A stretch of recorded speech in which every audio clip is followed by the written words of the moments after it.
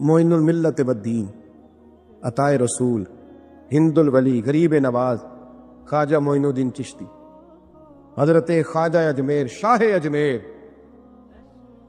اجمیر، والی ہندوستان. آخری عمر میں نا سارا دن روتے گزر جاتا، ساری رات روتے گزر جاتے، ذرا سی کوئی بات کرتا تو رو پڑتی، آنکھیں آنسوں سے بھری رہتی. وہ کئی دفعہ اپنے بھی پریشان ہو جاتے ہیں نا کہ یار تو ایک بات کی جان ہی نہیں چھوڑ رہا.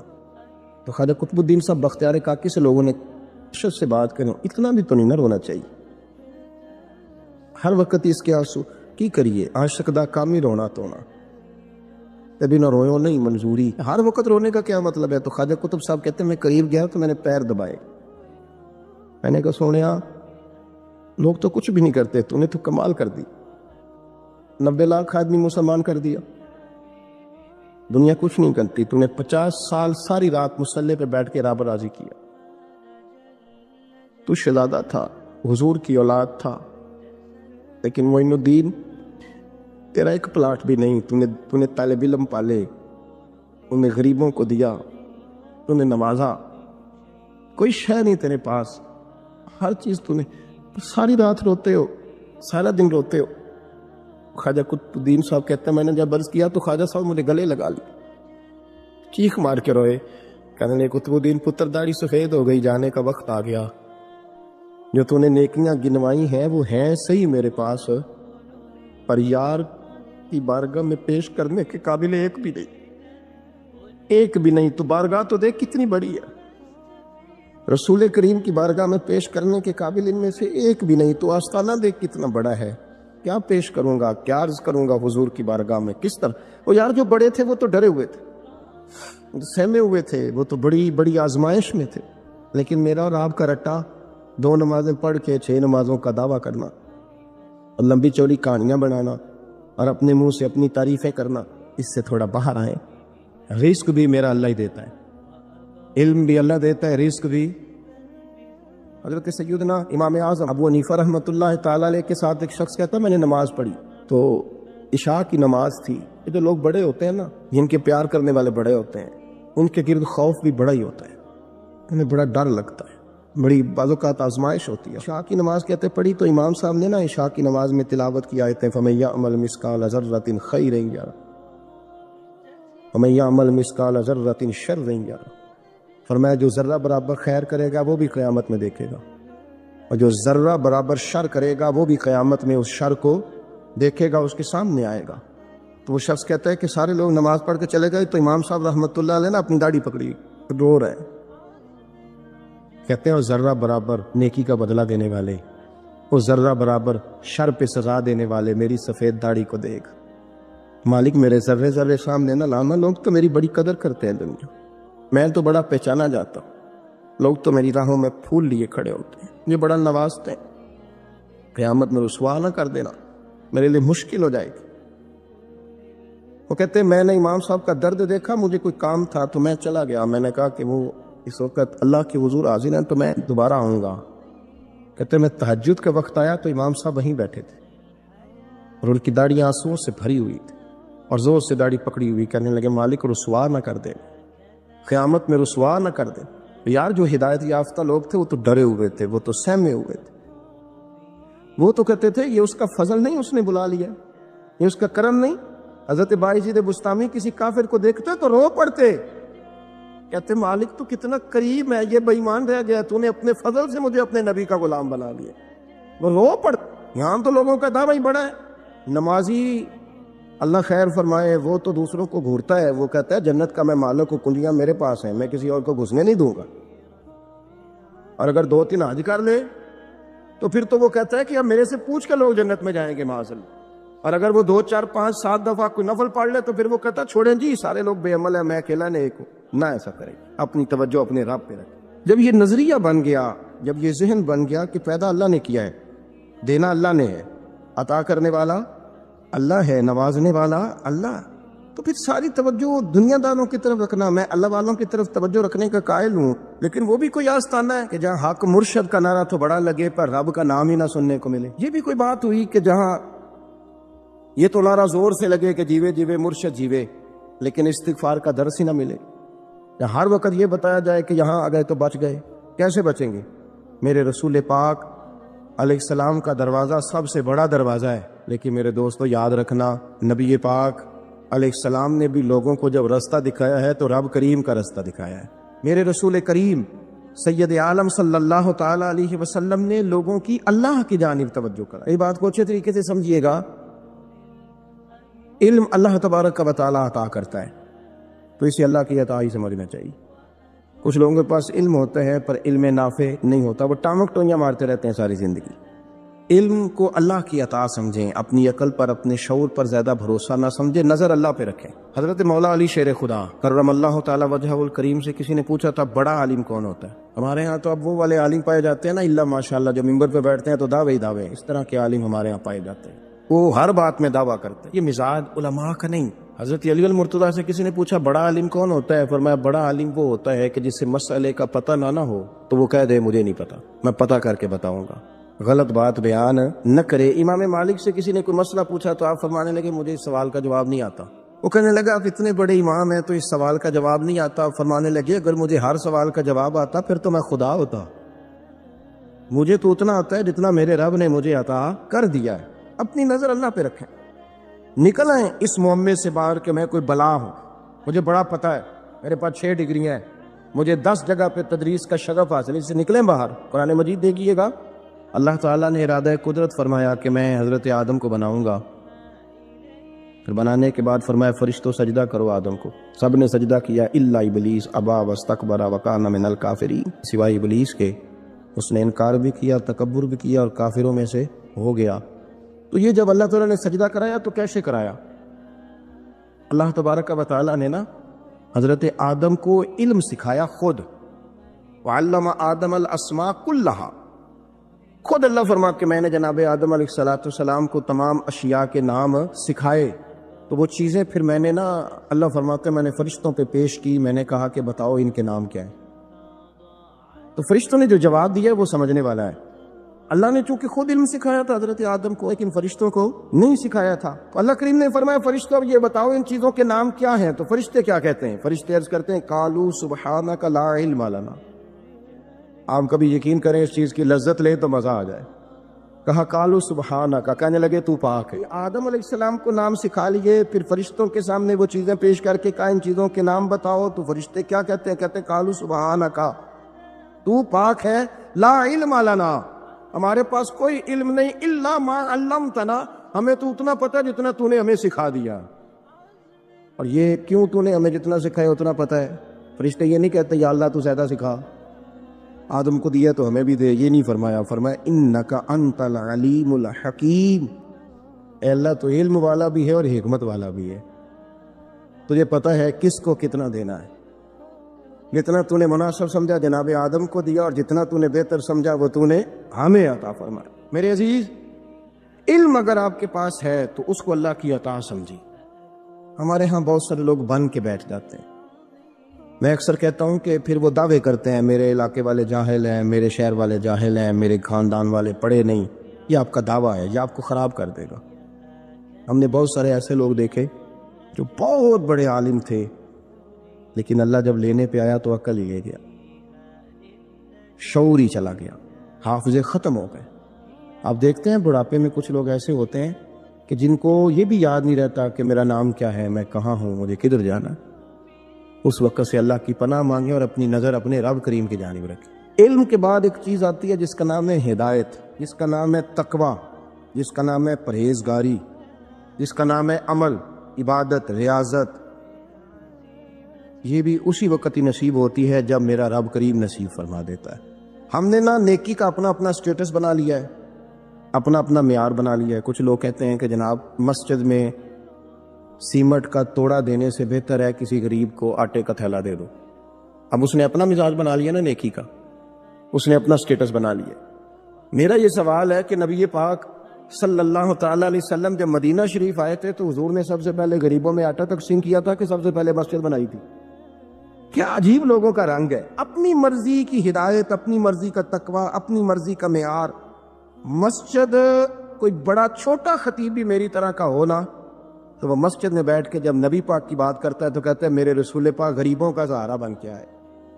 وہ غریبوں کی بات کرتا ہے، مسکینوں کی، لاچاروں کی، کمزوروں کی بات. تو مسجد ہی تو وہ ادارہ ہے جہاں سے غریبوں کی بات ہو رہی. تو اب لوگوں نے غریب کو اور مسجد کو لڑانا شروع کر دیا. اس کو لڑاؤ کہ مسجد میں پیسے دینے سے بہتر ہے آپ غریب کو آٹے کا تھیلا دے دیں. آپ یہ کیوں نہیں کہتے کہ مسجد میں بھی آپ تھوڑا دیں ایک سیمٹ کا اور ساتھ غریب کو بھی خدمت کریں؟ یہ کیوں نہیں تقویٰ؟ اپنی اپنی مرضی کا مزاج، اپنی اپنی. کچھ لوگ کہتے ہیں چھوڑو جی، ساری زندگی انسان نماز پڑھتا رہے اور پھر گالیاں بھی دیتا رہے، بندہ داڑھی بھی رکھ لے اور جھوٹ بولنا بھی نہ چھوڑے. تو یہ آپ نے اپنے پاس سے تقوی کا معیار بنایا. گالی دینے کا گناہ ہے اور داڑھی رکھنے کا ثواب ہے. تو اگر آپ داڑھی رکھے ہوئے ہیں اور آپ کوئی غلطی کر رہے ہیں تو اس سے آپ کی داڑھی کا ثواب ختم ہے. آپ کوئی غلطی کر رہے ہیں، داڑھی کا ثواب اس سے ختم ہے. وہ اپنی جگہ پہ قائم ہے چیز. اپنی مرضی کا کیوں تقوی کا معیار بناتے ہیں؟ تقوی کا مزاج اپنی مرضی کا نہ بناؤ. اللہ کی بارگاہ سے دعا مانگو کہ یا اللہ ہمیں ہدایت کا نور عطا فرما. انسان نہ سینے میں دل رکھتا ہے تو دل دھڑکتا ہے، تو کسی نہ کسی چاہت میں دھڑکتا ہے. وہ کسی نے کہا تھا کہ درد اگرچہ جان گزل ہے، کیا کرو دل ہے.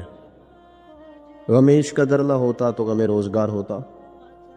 چلو عشق کا غم نہ صحیح، روزی روٹی کا ہی صحیح، دل میں غم ضرور رہتا ہے.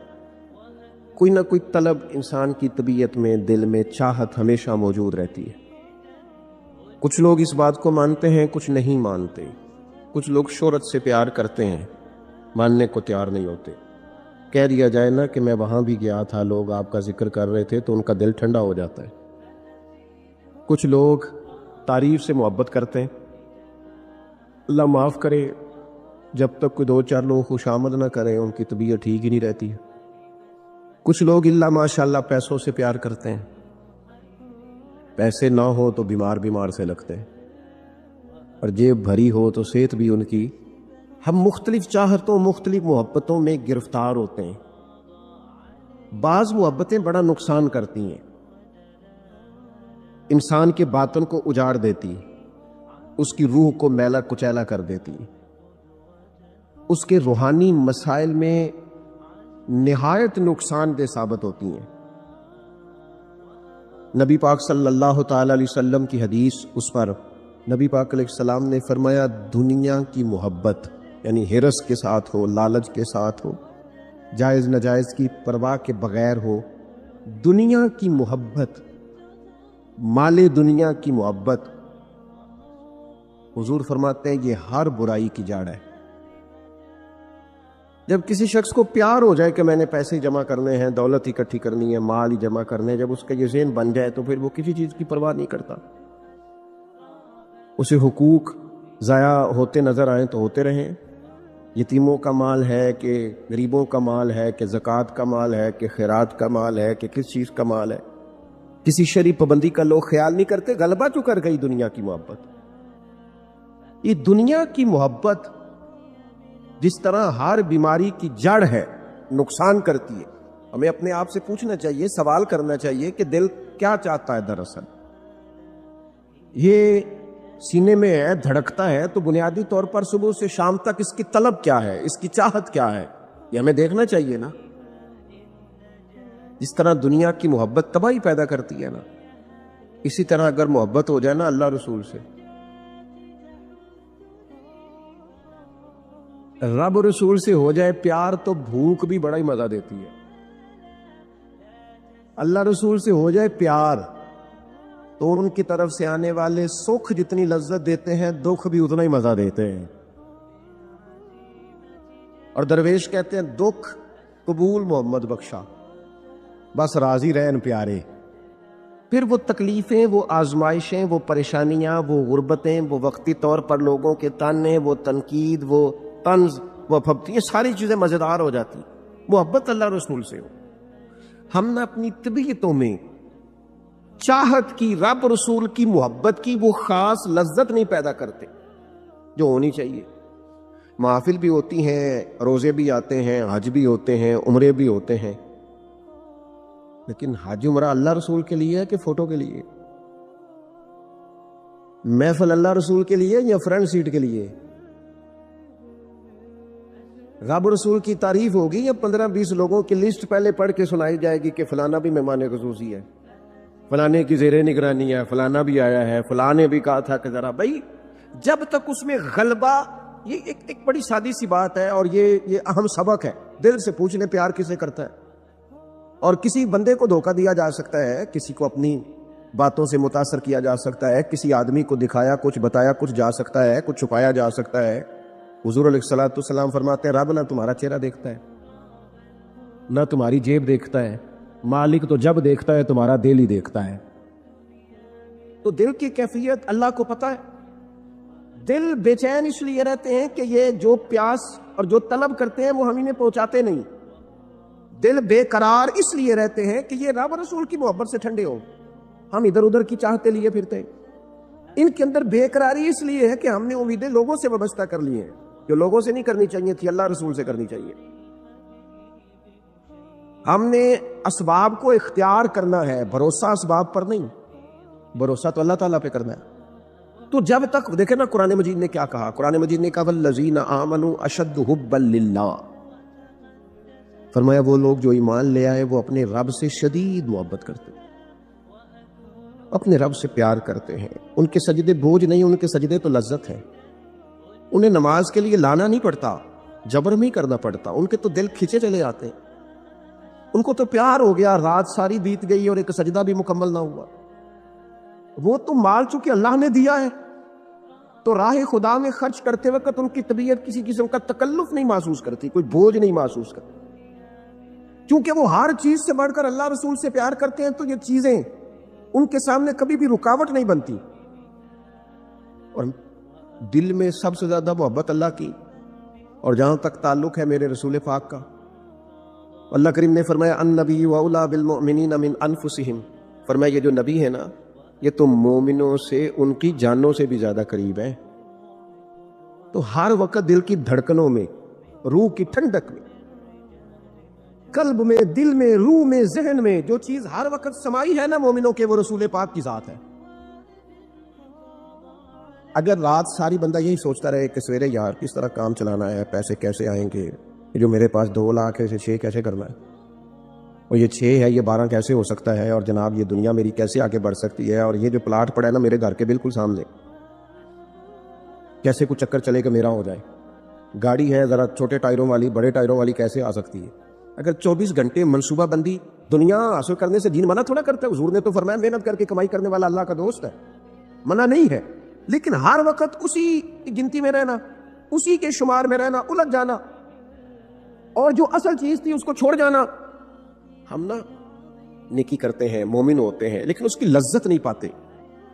یعنی اگر نماز پڑھ کے بھی بندہ قرار نہ حاصل کرے، اگر وہ خیرات کر کے بھی اس کی ٹھنڈک نہ محسوس کرے، مسجد آ کے، محفل کرا کے، محفل میں بیٹھ کے، پھر بھی اس سے کوئی روحانیت نہ پا سکے، اس نے 20 علماء سنے، اس نے درجنوں خطباء سنے، اس نے ساری زندگی گزار دی، لیکن اس کے دل کی کیفیت ہی نہ بدلی، وہ لذت خاص ہی اسے نصیب نہ ہو، تو پھر اسے سوچنا چاہیے نا کہ دل میں نا اللہ تعالیٰ نے نا ہر چیز 2 بنائی ہے، ہونٹ 2، آنکھیں 2، کان 2، ہاتھ 2، پیر، دل اللہ نے ایک ہی بنایا۔ یہ نہیں ہو سکتا کہ چلو ایک طرف مجھے رکھ لو ایک طرف کسی اور کو رکھ لو، دل ہی ایک بنایا ہے۔ وہ کہتا ہے بس دل ایک ہے تو رب رسول ہی رہیں گے، اس میں ادھر ادھر کی چاہتے نہ لے آنا، جب تک دل کے اندر پوری طور پر اللہ رسول کی، بخاری مسلم میں حدیث ہے، نبی پاک علیہ الصلوۃ والسلام نے فرمایا اگر تم چاہتے ہو نا تمہیں ایمان کی لذت نصیب ہو، آپ زیادہ غور کریں میری بات پر، ایک ہے کھانا، ایک ہے مزیدار کھانا، ایک ہے مومن ہونا، اور ایک ہے مومن ہونے کا مزہ آنا، لذت نصیب ہونا کہ میں صاحب ایمان ہوں۔ فرمایا اگر تم چاہتے ہو کہ تمہیں ایمان کی لذت نصیب ہو، یہ حدیث آپ نے بھولی نہیں، بخاری مسلم میں، اگر چاہتے ہو کہ ایمان کی لذت نصیب ہو تو 3 کام کرو۔ یا رسول اللہ صلی اللہ تعالی علیہ وسلم کون کون سے؟ حضور فرمانے لگے پہلا کام یہ کرو کہ ہر چیز سے بڑھ کر اللہ رسول سے محبت کرو۔ لیکن جنیرا نعرہ نہیں لگانا، یہ غور کرنا ہے، پیسوں پر اچھی طرح غور کر کے سوچ لینا ہے کہ پیسے زیادہ پیارے ہیں کہ اللہ رسول، یہ غور کر لینا۔ یہ جو جھوٹی ہے نا کہ بت بنائے ہوئے نا، میری عزت، میری برادری، میری افسری، میرا قبیلہ، میری کرسی، یہ غور کر لینا کہ کرسیاں زیادہ پیاری ہیں، اقتدار زیادہ پیارا ہے کہ اللہ رسول۔ ایک طرف رسول اللہ کی شریعت، اگر بنیاد اللہ رسول کی رضا ہو تو ہماری طبیعتوں میں کسی کے لیے نفرت پیدا نہ ہو، بے ادبی پیدا نہ ہو، کوئی ایسا ماحول نہ ہے. کیوں کہ ہم ڈائریکٹ پیار ہی نہیں کرتے. ہم جس سے بھی پیار کرتے ہیں درمیان میں رب رسول کو رکھ کے کرتے ہیں. اور حضور فرماتے ہیں قیامت کے دن رب اعلان کرے گا، اللہ فرمائے گا وہ کہاں ہیں جو دنیا میں میری رضا کے لیے آپس میں پیار کرتے تھے. یا اللہ کیا ملنے والا ہے؟ اللہ فرمائے گا آج میرے عرش کے سائے کے علاوہ سایہ کوئی نہیں. جو دنیا میں میری رضا کے لیے آپس میں پیار کرتے تھے انہیں آج میں اپنے عرش کا سایہ عطا کروں گا. تو اگر ایمان کی لذت چاہتے ہو، ایک تو ہر چیز سے بڑھ کے اللہ رسول سے پیار کریں، ایک جس سے بھی پیار کریں اللہ رسول کے لیے کریں، اور دوسرا فرمایا مومن ہونے کے بعد، کلمہ نصیب ہونے کے بعد، ایماندار ہونے کے بعد کفر کی طرف جانا اتنا ناپسند کرے، اتنا ناپسند کرے جتنا کوئی آگ میں جانا ناپسند کرتا ہے. اتنا ناپسند کرے. اگر یہ ذہن بن گیا پھر لذت نصیب. میں آپ سے عرض کروں میرے عزیزوں، ہم نا تھکی تھکی سی زندگی گزارتے ہیں، بور سا وقت گزارتے ہیں، الجھے ذہن رہتے ہیں، بکھری بکھری سوچیں رہتی ہیں، ٹوٹے خیالات، پختگی نہیں باتوں میں، مضبوط نہیں افکار. کسی نے مشورہ دیا تو 10 منٹ کچھ اور سوچ لیا، اگلے سے بات کی تو پھر پچھلے کی بات ختم ہو گئی. اپنی زندگی میں مضبوطی نہیں. وہ خدا کے بندو، ہمیں تو ایک سادہ سا اسلوب دے دیا گیا ہے کہ تم ہر چیز سے بڑھ کے رسول پاک سے محبت کرو. تو جب پوری طرح وہ محبت نصیب ہو جائے گی، جب پوری طرح وہ چاہت مل جائے گی، جب پوری طرح وہ خلوص نصیب ہو گیا، للہیت مل گئی، اللہ رسول کی بارگاہ نصیب ہو گئی، آپ یقین کریں حضور کی محبت بندے کو پکا کر دیتی ہے، اس کی سوچوں کو مضبوط کر دیتی ہے، اس کے اندر استقامت لاتی ہے. رسول اللہ کی محبت، انسان طاقتور ہو جاتا ہے. میں تقریر نہیں کر رہا، جذبات کا اظہار کر رہا ہوں. میں آپ سے داد نہیں چاہتا، میں آپ کی ذہن سازی چاہتا ہوں. آپ بھلے میری بات پر کوئی سبحان اللہ ماشاءاللہ نہ کہے، لیکن میرے درد دل کو سمجھے میں کیا کہنا چاہتا ہوں. دوستو، حضور کی محبت مضبوط کرتی ہے، مضبوط، طاقتور کر دیتی ہے. نہ سمجھ آئے تو سیدنا بلال سے پوچھ کے دیکھو، مار پڑتی جاتی ہے، محبت طاقتور ہوتی جاتی ہے، تانے ملتے جاتے ہیں، محبت مضبوط ہوتی جاتی ہے. نہ سمجھ آئے تو سیدنا سلمان فارسی سے پوچھو. سالوں بیت گئے، ڈھونڈتے، تلاش کرتے، آتے حضور کی بارگاہ میں حاضری دیتے، غلامی کرتے، کہاں سے چلے کہاں پہنچے. اگر نہ سمجھ آئے تو حضرت خبیب سے پوچھو، نہ سمجھ آئے تو بدر میں جا کے شہید ہونے والوں سے پوچھو یہ محبت کتنا طاقتور کرتی ہے. حضرت انس بن نضر سے پوچھو میدان احد میں کہ یہ محبت افکار کو زندہ کرتی ہے، روح کو تازہ کرتی ہے. بندہ نہ زیادہ باتوں سے ویسے ہی بچ جاتا ہے. ایک شے صرف یاد کرنی پڑتی ہے، ایک شے، علم و بس کریو یار، اے ہوئی حرف تینوں درکار. اعلیٰ حضرت فرماتے ہیں اے عشق تیرے صدقے ہم جلنے سے چھٹے سستے. جو آگ بجھا دے گی اب وہ آگ لگائی ہے، جو آگ بجھا دے گی اب وہ. اور پھر اعلیٰ حضرت فرماتے ہیں کہ یاد رکھنا جان ہے عشق مصطفیٰ، روز فزوں کرے خدا. اور جس کو ہو درد کا مزہ، جس کو ہو درد کا مزہ، ایک ہوتا ہے شفا کا مزہ، ایک ہوتا ہے بیماری کا مزہ. یہ حضور کی محبت کی وہ والا درد ہے کہ یہ مزیدار ہے. اعلیٰ حضرت فرماتے جان ہے عشق مصطفیٰ، روز فزو کرے خدا. او لوگو جس کو ہو درد کا مزہ، وہ ناز دوا اٹھائے کیوں، اور پھر کے گلی گلی تباہ ہم ٹھوکریں سب کی کھائیں کیوں. اور دل کو جو عقل دے خدا تو تیری گلی سے جائے کیوں، دل کو جو عقل دے خدا تو تیری گلی سے جائیں کیوں. صحابی بیٹھے ہیں نا نبی پاک کی بارگاہ میں، اور دیر سے بیٹھے اور جم کے بیٹھے، بٹھا کے اپنے محبوب کو اپنے پہلو میں. جو لوگ کچھ نہیں کرتے وہ بھی کمال ہی کرتے. دیر سے بیٹھے اور بیٹھے ہیں تو نبی کریم نے فرمایا جاؤ کوئی کام بھی کرو. اٹھے، ستون کی اوٹ سے ہو کے واپس آ گئے، کہنے لگے یا رسول اللہ آپ کے بغیر دل ہی نہیں لگتا، تو طبیعت ہی نہیں جمتی، کہیں نظر ہی نہیں ٹھہرتی. جب تک آپ اپنے دل کی کیفیات، یار ہمارے بزرگ، ہمیں تو وقت نہیں ملنا چاہیے. اگر ہمارا دعویٰ ہے کہ ہمیں حضور سے محبت ہے تو وقت ہی نہیں ملنا چاہیے. سیرت ساری پڑھ لی ہے ہم نے، حضور کی احادیث یاد کر لی ہیں، نبی پاک کے فضائل پر جو کتابیں لکھی گئی ہیں وہ ہمارے پاس ہیں؟ کیا آج صبح سے لے کر اب تک 1100 بار درود شریف نصیب ہوا ہے؟ کیا اگر حضور سے محبت ہے تو ہمارے دل میں نبی پاک کی امت کا درد ہے؟ حضور پر نازل ہونے والے قرآن مجید کو ہم نے سمجھا ہے؟ دین اسلام کی روشن تعلیمات کے ہم کتنے قریب گئے ہیں؟ فارغ وقت آپ کیا جی میں آج کل بور ہوتا ہوں تو بھئی آپ کتاب خریدیں حضور کی سیرت پر، پڑھے شاہ عبداللہ کے محدث دہلوی نے کیا لکھا ہے، پڑھے حضور کے فضائل کمالات، پڑھے شفا شریف قاضی اعجاز کیا لکھتے ہیں. لیکن زندگی تو ادھر ادھر ضائع ہو رہی ہے. اس بات کا خوف نہیں کرتا کہ میری امت کمزور ہو جائے گی، اس بات کا ڈر نہیں کہ پیسے ختم ہو جائیں گے، نہ یہ خوف ہے کہ بھوکی مرے گی. حضور کس بات کا خوف ہے؟ تو نبی پاک نے فرمایا خوف یہ ہے کہ ان کا یقین کمزور ہو جائے گا. یاد رکھیں اگر اعتبار نہ ہو تو گھر نہیں چلتا، تو اگر اللہ رسول پر یقین کامل نہ ہو تو پھر بندہ مسجد نہیں آ سکتا، پھر اس کا دین نہیں چلتا، پھر اس کے لیے مشکل ہے نماز، پھر اس کے لیے مشکل ہے راہ خدا میں خرچ کرنا. میرے نبی پاک نے فرمایا یوں نہ کہا کر کے یا اللہ چاہے تو دے چاہے تو نہ دے، جب مالک سے مانگ تو کہا کر یا اللہ تجھی سے مانگنا ہے میں لے کے اٹھوں گا، تو مجھے دے گا. فرمایا جتنا تیرا یقین کامل ہوگا اتنا ہی اللہ تجھے جھولی بھر کے عطا فرمائے گا. کمزور سا مسلمان، لڑکھڑاتا سا مسلمان دیکھتا ہوں کرتا ہوں. اور یہ بھی نہ دیکھا کریں بھائی ایمان یقین کو استقامت کے درجے پہ لیں، یہ نہ دیکھا کریں کہ وہ کیسے دے گا. وہ کسی وسیلے کا محتاج نہیں ہے، وسیلے کو پسند کرتا ہے، پر وسیلے کا محتاج وہ بغیر وسیلے کے بھی دے دیتا ہے. ہر آدمی ماں باپ کے ذریعے پیدا ہوتا ہے، اگر پیدا کرنا چاہے تو جناب عیسیٰ کو بغیر باپ کے پیدا کر دیتا ہے، اگر پیدا کرنا چاہے تو حضرت آدم کو بغیر ماں اور باپ کے پیدا کر دیتا ہے. جب یقین رکھے یقین، قرآن مجید پڑھیے. حضرت موسیٰ علیہ السلام فرعون کے دربار میں کھڑے ہیں، چاروں جانب دشمن ہی دشمن ہے. جادوگر آ گئے، انہوں نے سانپ چھوڑے، حضرت موسیٰ کے ہاتھ میں ڈنڈا تھا. حضرت موسیٰ کہتے ہیں یا اللہ کیا کروں؟ تو اللہ تعالیٰ نے فرمایا اپنا سانپ پھینک دو. کہنا چاہیے تھا نا کہ یا اللہ ایک ہی تو شے اتنے سانپ ہے، بچانے کے لیے ڈنڈا ہے وہ پھینک دوں. ڈنڈا پھینکا جاتا ہے، سانپ کو دیکھ کر کے قابو کیا جاتا ہے. یہ میرا اور آپ کا ذوق ہے نا، لیکن انبیاء کرام کا انداز ملاحظہ کیجئے میرے عزیزو. اللہ فرماتے ہیں ڈنڈا اے موسیٰ ڈال دے اپنا عصا. پہلے نہیں فرمایا کہ سانپ بن جائے گا، فرمایا بس تو ڈال دے. میں اور آپ ہوتے ہیں تو سام سامنے ہے ڈنڈا ہاتھ میں، ہم کہیں گے عجیب بات ہے یہی تو دفاع کی چیز ہے، اسی کو ڈال دوں تو بچوں گا کیسے؟ کہا ڈال دو. تو حضرت موسیٰ نے ڈال دیا، کہا میرے رب کا حکم ہے تو میرے لیے بہتر ہی ہوگا. اللہ فرماتے ہیں جب موسیٰ نے ڈالا تو میں نے اس ڈنڈے کو اس عصا کو اژدہا بنا دیا. اب کبھی عصا بھی اژدہا بنے، کبھی چھڑی بھی بہت بڑا اژدہا بنی ہے، لیکن قرآن کہتا ہے جناب موسیٰ نے ڈالا تو اللہ نے اژدہا. بلکہ اس سے پیچھے چلیے، عورتیں کمزور یقین کی ہوتی ہیں نا. جناب موسیٰ پیدا ہوئے تو اللہ فرماتے ہیں میں نے موسیٰ کی ماں کے دل میں بات ڈالی، ماں کے دل میں صندوق میں ڈال کے تو اس کو دریا میں بہا دے.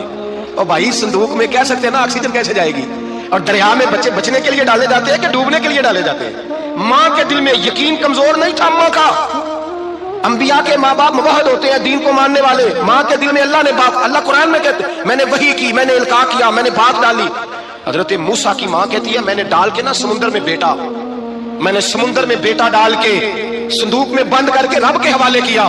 آپ فرماتے ہیں میرے مالک کا بھروسہ کیا تو پھر میرے مالک کا کام دیکھو، کمال دیکھو. میں نے دریا میں ڈالا، اللہ نے فرعون کے گھر میں میرے بیٹے کی پرورش کرا دی. یہ یقین کہ حضرت موسیٰ کے پاس قوم آئی، قرآن پڑھیے، کہا جناب پانی چاہیے. وَإِذِ اسْتَسْقَىٰ مُوسَىٰ لِقَوْمِهِ، موسیٰ نے اپنی قوم کے لیے پانی مانگا. ہم نے کہا فَانْفَجَرَتْ مِنْهُ اثْنَتَا عَشَرَةَ عَيْنًا، اپنا ڈنڈا پتھر پہ مارو.